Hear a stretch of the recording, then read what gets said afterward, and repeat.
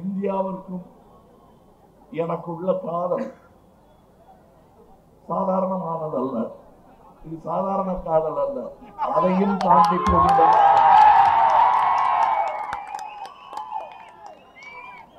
அது என்னுடைய நலன் அதையும் தாண்டியது. என் காதல் உங்கள் அனைவரும் பாலும் உண்டு. அதனால் தான் நான் அரசியலுக்கே வந்தேன்.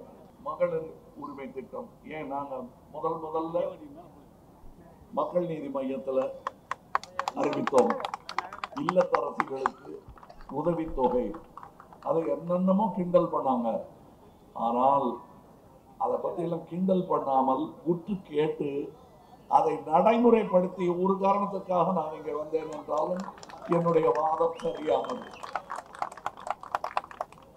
இதுல என் கட்சிக்காரங்களுக்கு பெரிய வருத்தம் இருக்கு. அதெல்லாம் நோ பெயின் நோ கெயின், தாங்கிக்க இந்த வழியை நாளை நமதை என்று சொல்லியிருக்கேன்.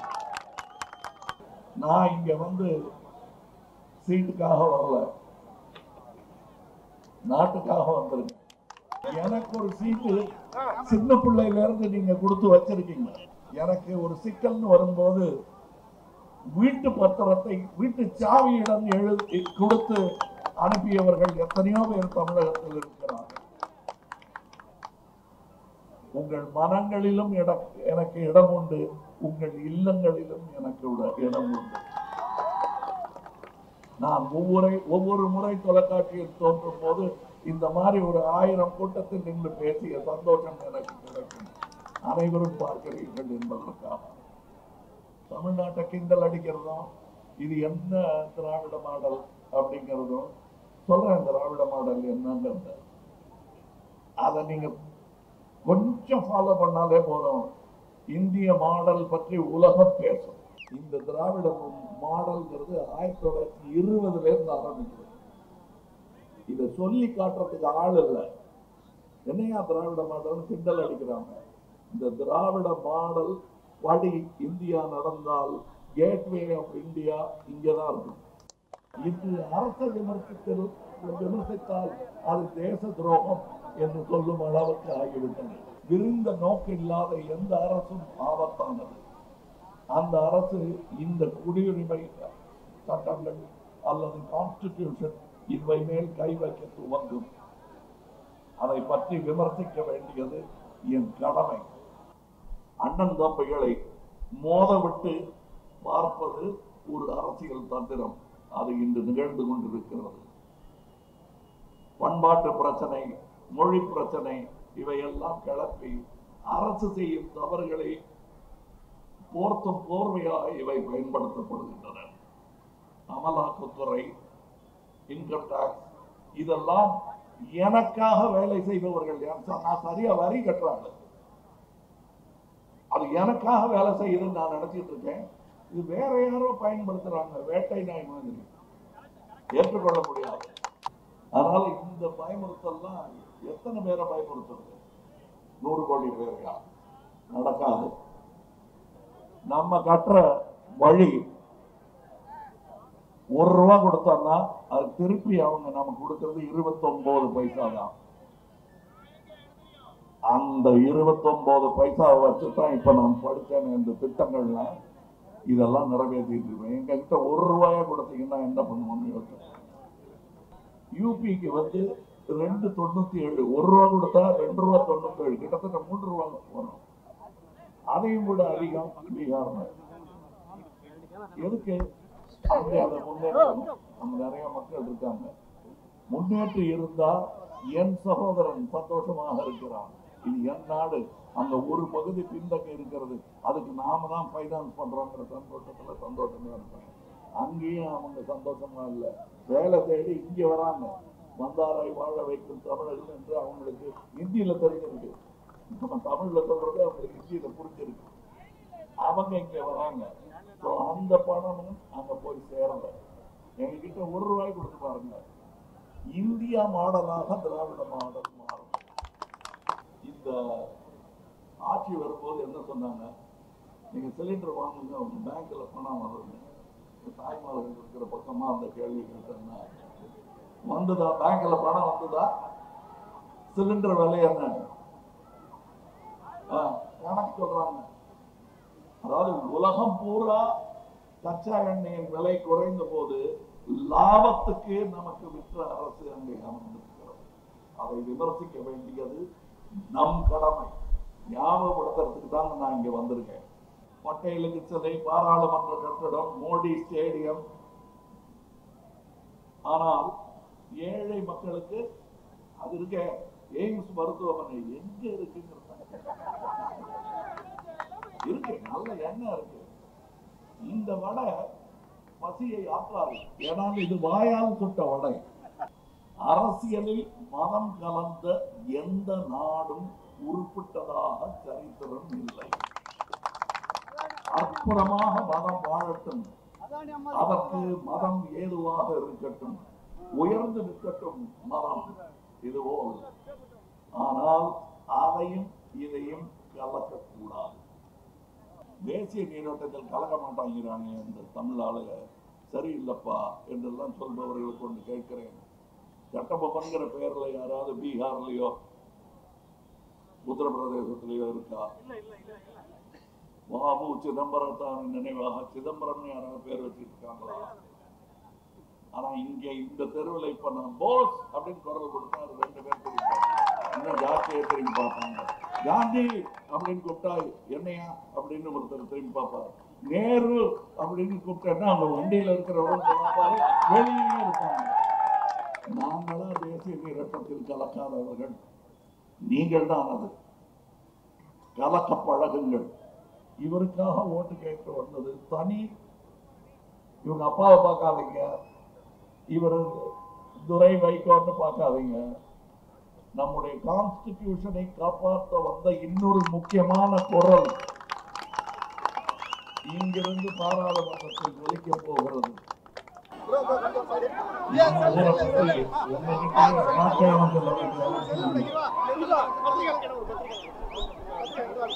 மைய சகோதரர்கள் அனைவருக்கும் வணக்கம். தமிழகத்தின் மையமான திருச்சிக்கு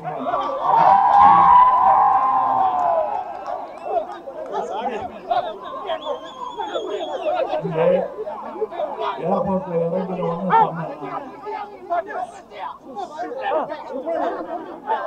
செங்கோட்டை கோட்டைக்கு மூத்தது. இது 2க்கும் மூத்தது இங்கே திருச்சியில் அப்பொழுதிலிருந்து தொடர்ந்து தமிழகத்தில் போர்தொடுத்தோ அல்லது இடம்படிக்கவோ வந்தவர்களை எல்லாம் எதிர்த்து இன்னும் பெருமையுடன் நின்று கொண்டிருக்கிறது. கட்டிய கோட்டையிலேயே சுற்றியுள்ள நகரங்களில் தமது கோட்டையாக வைத்துக் கொண்டிருப்பவர்கள் திராவிட முன்னேற்ற கழகம். இங்கே துரை வைகோ அவர்கள் இருக்கிறார்கள். தேசம் என்பது என்ன, தேசபக்தி என்பது என்ன, அரசு என்பது என்ன என்பதை நாம் அனைவருமே வித்தியாசப்படுத்தி பார்க்க வேண்டும். தேசம் விமர்சனத்துக்கு அப்பாற்பட்டது, என் வணக்கத்திற்குரியது. அரசுகள் அப்படி அல்ல, விமர்சனத்துக்கு உட்பட்டவை. எந்த அரசாக இருந்தாலும் அந்த விமர்சனத்தை ஏற்க வேண்டியதுதான் ஒரு அரசின் தன்மை. அந்த தன்மை இழந்த அரசு இடிப்பாறை அற்ற அரசாகவே இருக்கும். ஆனால் இது அரசை விமர்சித்தால் அது தேச துரோகம் என்று சொல்லும் அளவுக்கு ஆகிவிட்டது. இரண்டுக்கும் உள்ள வித்தியாசத்தை மக்கள் நீங்கள் உணர்ந்து கொள்ள வேண்டும். இப்பொழுது நான் இங்கே வந்திருப்பது எதற்காக என்று சொல்கிறேன். நம்முடைய தேசத்தின் பன்முகத்தன்மையை காக்கும் ஒரு வேளை இது. அதையும் இந்த ஊரில் இருந்து அதை பேசுவது பன்முகத்தன்மையை காத்த இடம் திருச்சியும் அதன் சுற்று வட்டாரங்கள். இங்கே சைவ, வைணவ, சமண, ஏன் இன்னும் சீக்கியர், இஸ்லாமியர் என்று பலரும் புழங்கி வாழ்ந்து ஒன்றாக தோளோடு தோள் வாழ்ந்த இடம். மொழி என்று பார்த்தால் தமிழ், தெலுங்கு, இந்தி, சௌராஷ்டிரம், என்று எல்லா மொழிகளையும் சந்தோஷமாக பேசிக் கொண்டிருக்கும் ஊர் இது. பெரிய மத கலவரங்கள் என்று சொல்லக்கூடியவை இந்தியாவில் எங்கு நடந்தாலும் தமிழ்நாட்டில் மிக குறைவு. அதிலும் திருச்சியில் இல்லை என்று சொன்னால்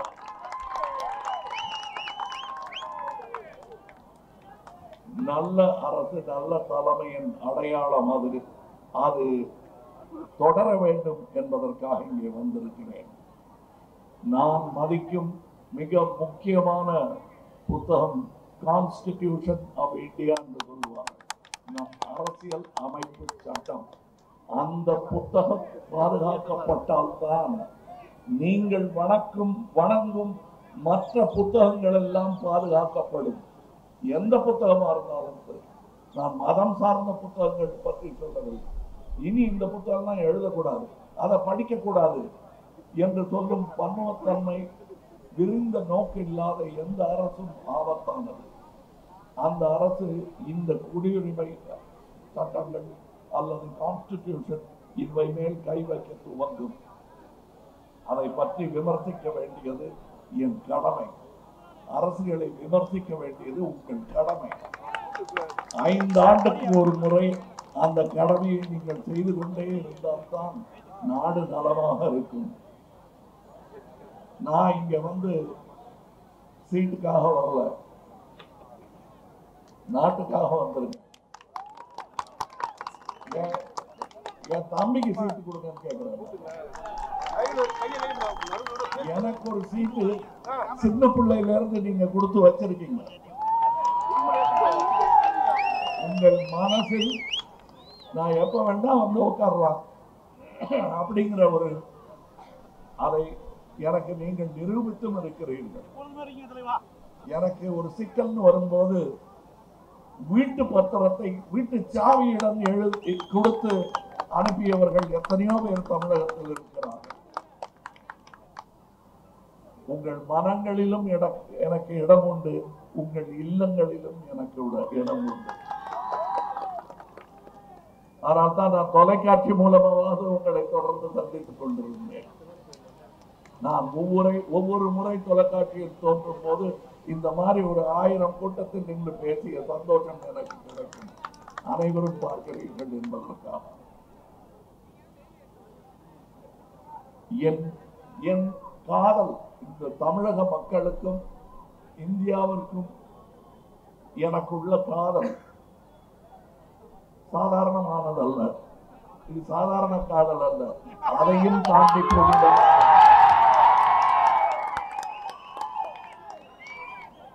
அது என்னுடைய நலன், அதையும் தாண்டியது உங்கள் நலன். என் காதல் உங்கள் அனைவரும் பாலும் உண்டு. அதனால் தான் நான் அரசியலுக்கே வந்தேன். ஏனென்றால் நான் எனக்கு ஏதாவது ஒரு சின்ன ஒரு ஆதாயத்துல கொஞ்சம் குறைஞ்சிருமோன்னு நினைச்சதும் வீட்டு பத்திரத்தை எழுதி கொடுக்குறீங்க பாருங்க, அந்த அன்புக்கு கைமாறு நான் இன்னும் செய்த பாடில்லை. வாழ்நாளெல்லாம் செய்தாலும் அது போதாது. நான் இங்க இவருக்காக ஓட்டு கேட்க வந்தது தனி. இவங்க அப்பாவை பார்க்காதீங்க, இவர் துரை வைகோன்னு பார்க்காதீங்க. நம்முடைய கான்ஸ்டிடியூஷனை காப்பாற்ற வந்த இன்னொரு முக்கியமான குரல் இங்கிருந்து பாராளுமன்றத்தில் ஒலிக்க போகிறது என்பதை சொல்ல வேண்டும். அதுல இளைஞர்களுக்கு இடம் கொடுக்கும் இந்த மனத்தையும் அந்த கழகத்தின் மனத்தையும் நான் போற்றியே ஆக வேண்டும். அதாவது தமிழ்நாட்டை கிண்டல் அடிக்கிறதும் இது என்ன திராவிட மாடல் அப்படிங்கிறதும் சொல்றேன். திராவிட மாடல் என்னங்கிறத அதை நீங்க கொஞ்சம் ஃபாலோ பண்ணாலே போதும். இந்திய மாடல் பற்றி உலகம் பேசும். திராவிட மாடல்னா என்ன, இப்ப இன்னைக்கு நேற்று வந்தது இல்லைங்க. நான் வந்து இதுக்கு முன்னாடி ஈரோட்ல பேசும்போது மதிய உணவு திட்டத்தை போற்றி பேசினேன். ஆனால் அதில் ஒரு சின்ன குறிப்பு, அது தவறல்ல, ஒரு ஒரு குறிப்பு, ஒரு தேதியில் ஒரு சொல்ல மறந்த ஒரு குறை இருக்கிறது. அதை இங்கே தீர்த்துக் கொள்கிறேன். இந்த மதிய உணவு திட்டத்தை 1920 ஜஸ்டிஸ் கட்சி துவங்கி வைத்தது. அது அன்று அரசு அல்ல, ஒரு கட்சி அது. அதனால் அவர்களால் அதை தொடர்ந்து நடத்த முடியவில்லை. இப்படி தொடர்ந்து நடத்த முடியாமல் போனதற்கு காரணம் அரசு பலம் நம் கையில் இல்லாமல் போனதுதான். அதை கவனித்துக் கொண்டிருந்த காமராஜ் போன்ற பெரியவர்கள் தனக்கு அந்த பலம் வந்ததும் அதை செயல்படுத்தினார். அதற்கு பிறகு எதிரெதிர் கட்சிகளாக இயங்கிய இரு நபர்களாக இருந்த போதிலும் எம்ஜிஆர் வந்த பிறகு அதை தொடர்ந்தார். மதிய உணவு திட்டத்தை மீண்டும் உயிர்ப்பித்து அதன் நீட்சியாக தொடர்ந்தார். இன்று மாண்புமிகு தமிழக முதல்வர் அவர்கள் மதிய உணவு மட்டுமல்ல, அதை காலை உணவாகவும் மாற்றியிருக்கிறார். இந்த திராவிட மாடல்ங்கிறது 1920 இருந்து ஆரம்பிக்கிறது. இதை சொல்லி காட்டுறதுக்கு ஆள் இல்லை. என்னையா திராவிட மாடல் கிண்டல் அடிக்கிறாங்க. இந்த திராவிட மாடல் படி இந்தியா நடந்தால் கேட்வே ஆஃப் இந்தியா இங்கதான் இருக்கும். இந்தியாவின் நுழைவாசலே இதுவாக மாறிவிடும். அப்படி மாற வேண்டும் என்பதுதான் என்னுடைய ஆசை. அதாவது இங்க பல அவதூறுகள் சொல்லப்பட்டு வருகிறது. அங்க ஒரு பெரியவர் உட்கார்ந்து இருக்காரு, சிலை ஒண்ணு இருக்கு. அவர் யாருக்கு எதிராக பேசினாரோ என்றோ அதை விட்டுருங்க. உங்கள் அனைவருக்கும் இன்று சமமாக தோளோட தோல் உரசி நிற்கிறீங்க. அந்த ஆளுக்கு நன்றி சொல்லணும். நீங்க வணங்கலைன்னாலும் பரவாயில்ல, மறந்துடாதீங்க. அப்படிப்பட்ட ஆட்கள். திருச்சியில் நடைபெற்று வரும் பணிகள் 12 கோடி செலவில் ஸ்ரீரங்கத்தில் புதிய பேருந்து நிலையம் கட்டப்பட்டு வருகிறது. தம்பி உதயநிதி ஒரு பெரும் சர்வதேச தரத்தில் உள்ள விளையாட்டு அரங்கை நிறுவ மனம் கொண்டிருக்கிறார். இப்படி தொடர்ந்து நான் வரும்போது, இந்த வழிக்கு வரும்போது, நான் இந்த நகரம் கொஞ்சம் கொஞ்சமான சின்ன பிள்ளையிலிருந்து இங்க வந்துட்டு இருக்கேன். நான் கண்ணுண்டாண்டியோட நாடகங்கள் கூட கிட்டத்தட்ட 3-4 வாரங்கள்லாம் தங்கி இருக்கோம். இங்கே இந்த நகரம் மாறி இருக்கும் விதத்தை நான் பார்க்கிறேன். இப்ப என்ன, நான் வந்து 3 வயசுலயே பரமக்குடியிலிருந்து மெட்ராஸ் போனேன். ஆனா எந்த ஊருன்னு கேட்டா என்ன அறியாமல் பரமக்குடிக்கு தான் வரும். நியாயமா நான் சொல்ல வேண்டியது சென்னைங்கிற பேரு தான். ஆனா மறந்து போயிடும். அது நமக்கு எது ஆசையா இருக்கோ அதுதான் சொல்ல தோணும். அதே மாதிரி என்னுடைய மூத்த சகோதரர் சந்திரஹாசன் அவர்கள், அவரும் பரமக்குடியாளர் தான். ஆனா எந்த ஊருன்னு கேட்டா அவருக்கு திருச்சின்னு தான் வரும். அது அவர் உள்ள கிடக்க எங்கே தன்னுடைய இடம் என்று நாம் தீர்மானித்துக் கொள்ளுகிறோமோ அதுதான் நம்முடைய இடம். நான் கடியன் பூங்குந்தனின் வம்சாவளி. யாரும் ஒரே, யாரும்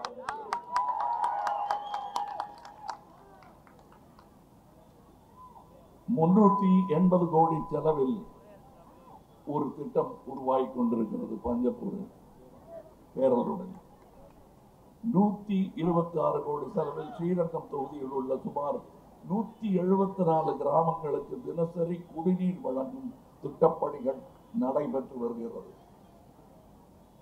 இது வந்து செய்ய போறோம்னு சொல்ற வாக்குறுதிகள் அல்ல. ஏன்னா வாக்குறுதி எல்லாம் கொடுக்கிற நேரம் இதுவல்ல. செய்து கொண்டிருப்பதை சொல்லலாம், அது தவறில்லை. செய்ய போவதைத்தான் சொல்லக்கூடாது. இங்க செஞ்சுட்டு இருக்காங்க, செய்து முடித்ததையும் சொல்லலாம். இனி வரும் காலம் அது போல இருக்கும் என்று உங்களுக்கு நம்பிக்கையை ஏற்படுத்தும் திட்டங்கள் இவை. சரி, இங்க எல்லாருக்கும் தெரிஞ்ச கணக்கு, வரி ஒழுங்கா கட்டுறோம். நம்ம கட்டுற வழி 1 ரூபா கொடுத்தோம்னா அது திருப்பி அவங்க நமக்கு கொடுக்கறது 29 பைசா தான். அந்த 29 பைசாவை வச்சுதான் இப்ப நான் படிச்சேன். இந்த திட்டங்கள்லாம் இதெல்லாம் நிறைவேற்றிட்டு இருப்பேன். எங்ககிட்ட ₹1 கொடுத்தீங்கன்னா என்ன பண்ணுவோம்னு யோசிச்சேன். ஏன் இந்த ₹1 29 பைசா சொல்லி காட்டுறேன்னா, யூபிக்கு வந்து 2.97, ₹1 கொடுத்தா ₹2.97, கிட்டத்தட்ட ₹3 வரும். அதையும் விட அதிகம் பீகார். எதுக்கு? அங்க அதை முன்னேற்றம், அங்க நிறைய மக்கள் இருக்காங்க. முன்னேற்றி இருந்தா என் சகோதரன் சந்தோஷமாக இருக்கிறான். இது என் நாடு. அங்க ஒரு பகுதி பின்தங்கி இருக்கிறது, அதுக்கு நாம தான் பைனான்ஸ் பண்றோங்கிற சந்தோஷமா இருக்காங்க. அங்கேயும் அவங்க சந்தோஷமா இல்லை. வேலை தேடி இங்க வராங்க. வந்தாரை வாழ வைக்கும் தமிழர்கள் என்று அவங்களுக்கு ஹிந்தியில தெரிஞ்சிருக்கு. நம்ம தமிழ்ல சொல்றது அவங்களுக்கு ஹிந்தியில புரிஞ்சிருக்கு. அவங்க இங்க வராங்க. அந்த பணமும் அங்க போய் சேரல. எங்ககிட்ட ₹1 கொடுத்து பாருங்க. இந்தியா மாடலாக திராவிட மாடல் மாறும். யார் செஞ்சாங்க? இவர் செஞ்சாரா? அவர் செஞ்சாரா? நேரு ஐயா செஞ்சாங்களா? துணை வைகோ அவர்கள் செய்ய போறாரா? இதெல்லாம் கேள்வி இல்லை. இது ஒரு மாடல், ஒரு சித்தாந்தம். அது செய்ய போகிறது. நான் அதற்காக குரல் கொடுக்க வந்திருக்கிறேன். முக்கியமாக இந்த பன்முகத்தன்மையை இழந்து விடக்கூடாது. இன்று இங்கே தோளோடு தோடு உரசி நிற்கிறீர்களே, அதற்கான நன்றியை நாம் மறந்து விடக்கூடாது. அதாவது 50% மகளிர் பின்தங்கி இருக்கிறார்கள் இந்தியாவில் சொல்றாங்களே. இங்கே தமிழ்நாட்டில் நாம் செயல்படுத்தும் திட்டங்களை எல்லாம் இந்தியா பூரா நாம் செயல்படுத்தினால் உலகு இந்தியாவை திரும்பி பார்க்கும். பெண்களுக்கு மகளிர் உரிமை திட்டம் ஏன் நாங்க முதல்ல மக்கள் நீதி மையத்தில் அறிவித்தோம். இல்லத்தரசிகளுக்கு உதவித்தொகை, அதை என்னென்னமோ கிண்டல் பண்ணாங்க. ஆனால் அதை பத்தி எல்லாம் கிண்டல் பண்ணாமல் உற்று கேட்டு அதை நடைமுறைப்படுத்தி ஒரு காரணத்துக்காக நான் இங்க வந்தேன் என்றாலும் என்னுடைய வாதம் சரியானது.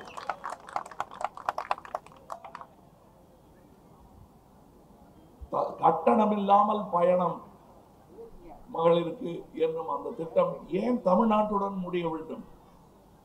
இந்தியா பூரா ஏன் வரக்கூடாது? என்னையா செலவுக்கு வழி வச்சிருவாங்க அப்படின்னு அங்க பதறுவது எனக்கு புரிகிறது. ஆனா அதுதான் நல்ல அரசியல். அதை செய்யுங்கள். செய்தால் எனக்கு விமர்சனம் இருக்காதே. எனக்கு தனிநபர் மேலுக்கு கோபமோ வியத்தலும் இல்லமே, இகழ்தலும் இல்லமே. அதனால எனக்கு அந்த வியப்பெல்லாம் கிடையாது. நல்லது செஞ்சா பாராட்ட வேண்டியது என்னுடைய கடமை. நாம ஒருத்தர் ஓட்டு போட்டு உயர்த்தி விட்டது இல்லாம நான் என் மகத்தை அந்த உயரத்தில் இருப்பவர்களுக்கு கூடாது. இந்த இடத்தில், அதுவும் ஸ்ரீரங்கத்தில் நின்று கொண்டு முன்னும் சோற்றிலும் வெற்றிலையிலும் இருக்கும் நாரணனே, நானன்றி நீயும் இல்லை நாரணனே என்று பாடிய இடம் இது. இந்த வைணவம் நனைத்த ஈரம் இன்னும் காயவில்லை இங்கே. அது என் படத்தில் பாடலாக வெளிப்படுகிறது. அனைவருக்கும் இடம் உண்டு என்பதற்கு நானே ஒரு பெரிய சாட்சி. நான் என்ன நினைக்கிறேனோ, எப்படி வாழ நினைக்கிறேனோ அப்படி வாழ்வதற்கான அனுமதியை தமிழகம் தந்தது. அதற்கு முன்பாக என்னுடைய தந்தையார் திரு சீனிவாசன் அவர்கள் தந்தார். எனக்கு எந்த மதச்சாயலும் இல்லாமல் வளர்வதற்கு வழிவகுத்து கொடுத்தார்கள். அப்படி வளர்ந்த இந்த சின்ன செடி இங்கே நின்று காற்று வீசிக் கொண்டிருக்கிறது உங்களுக்கு முன்னால். அவர்கள் அனைவருக்கும் நன்றி சொல்ல வேண்டிய நேரம் நெருங்கிக் கொண்டிருக்கிறது.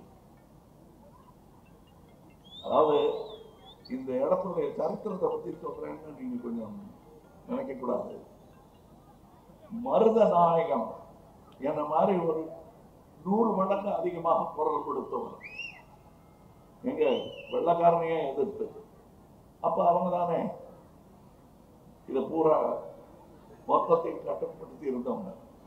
மொத்தத்தையும் கட்டுப்படுத்தி இந்திய துணை கண்டத்தையே கையில வச்சிருக்காங்கிறதுக்காக எல்லாருக்கும் சல்யூட் அடிக்க முடியாது. அப்படி எதிர்த்து பேசிய ஒரு ஆள் 1757 1757 ஞாபகம் வச்சுங்க தேதி, அதுக்காகத்தான் சொல்றேன். கமாண்டர் ஆஃப் சிப்பாயாக இருந்தவர் மதுரையில் மன்னனாக தன்னை மாற்றிக்கொண்டு, நீ யார் எங்க கிட்ட வரி கேட்பதற்கு என்று கட்டபொம்மனுக்கு முன்பாக கேட்டவர்.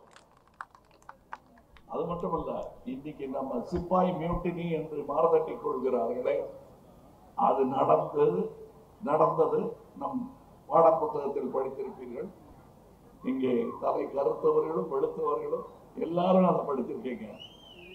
ஆனால் அது சொல்லும் தேதி 1857.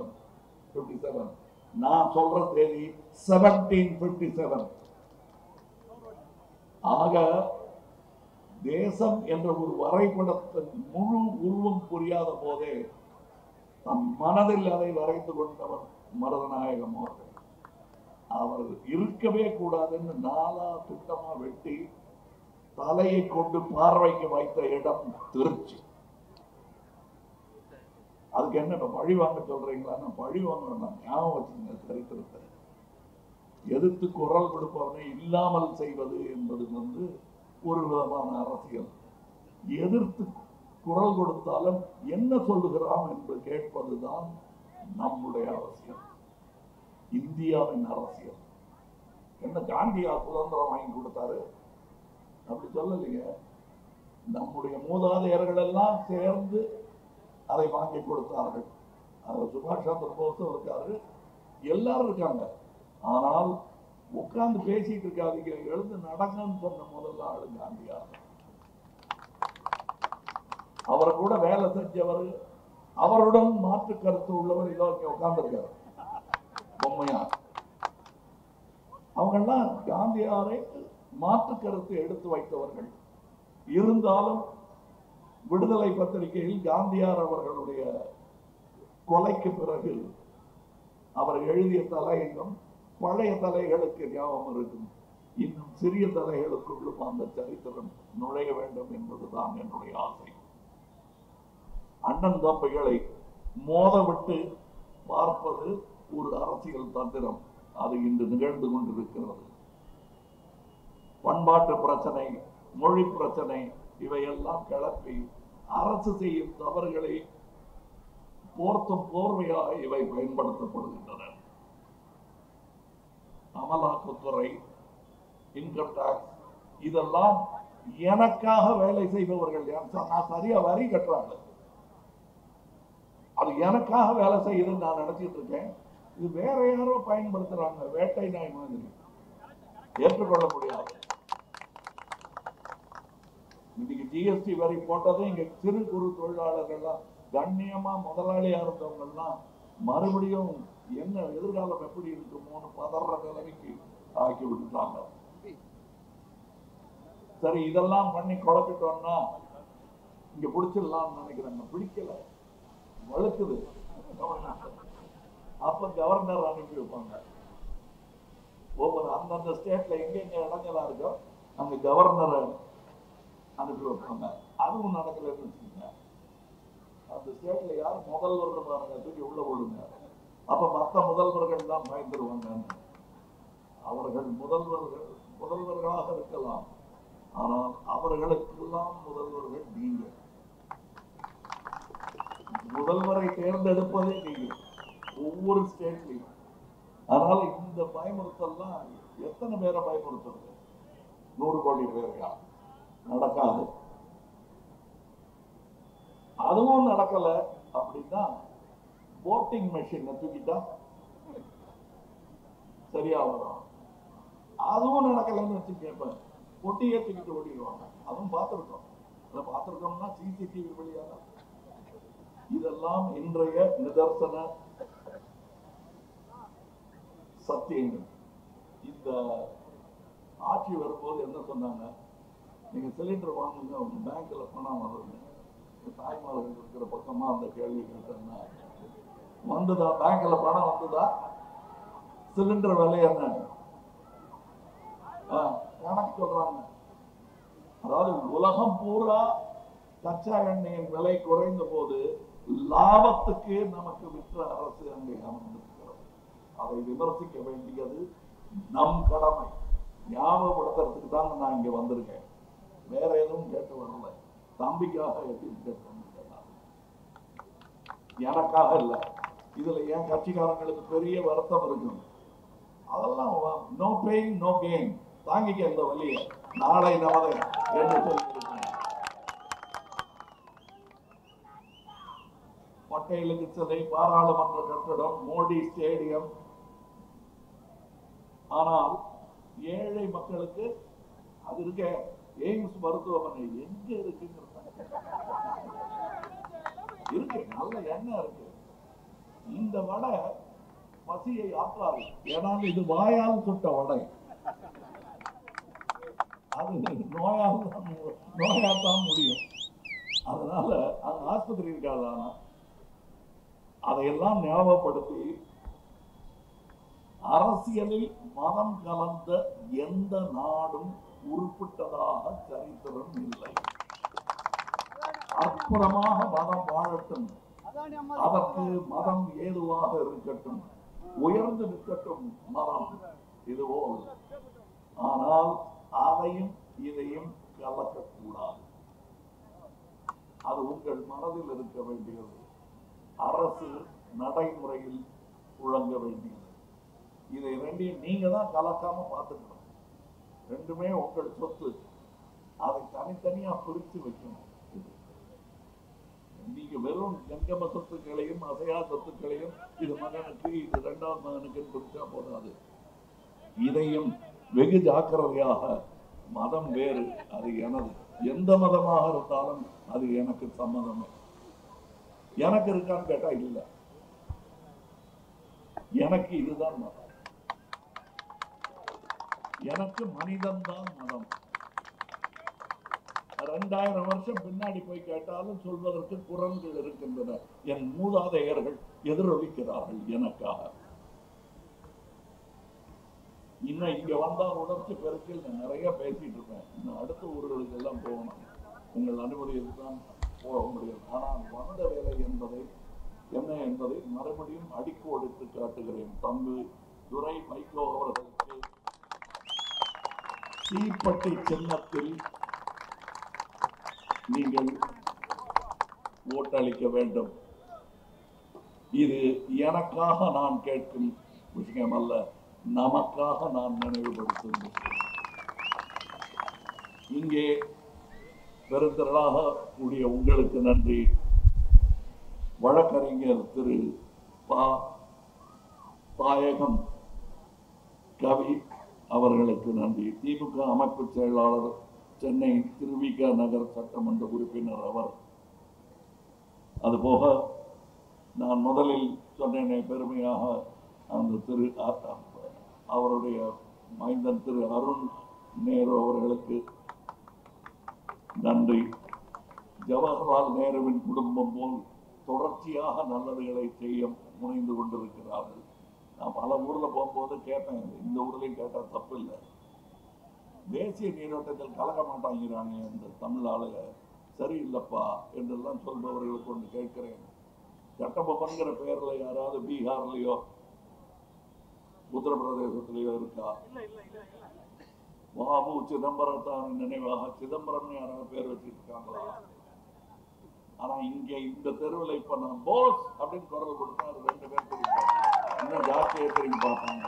காந்தி அப்படின்னு கூப்பிட்டா என்னையா அப்படின்னு ஒருத்தர் திரும்பி பார்ப்பாரு. நேரு அப்படின்னு கூப்பிட்டா அவங்க வண்டியில இருக்கிறவங்க வெளியே இருப்பாங்க. நாங்களா தேசிய நீரோட்டத்தில் கலக்காதவர்கள், நீங்கள் தான் அது.